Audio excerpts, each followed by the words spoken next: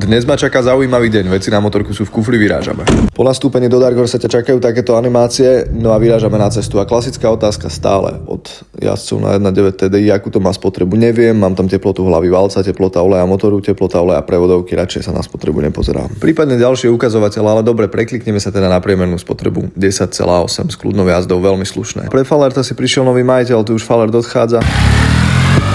Sleduj túto krásnu multistradu, čo skoro bude na predaj, je to 1200 2012, dáme na ňu ešte budúci týždeň kufre, aby bola plne turistická a poďme si dať malý soundcheck.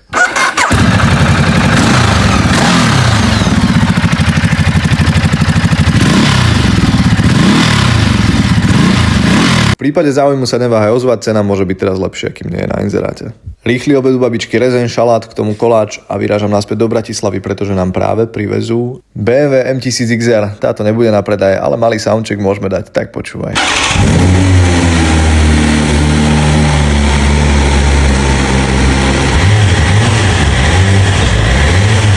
No ale to, čo bude čoskoro na predaj, je toto SV1000, čo je brutálna dvojvalcová raketa, s ktorou vyplieskaš každého, takže ak máš záujem, neváhaj sa ozvať a ešte malý rýchly soundcheck.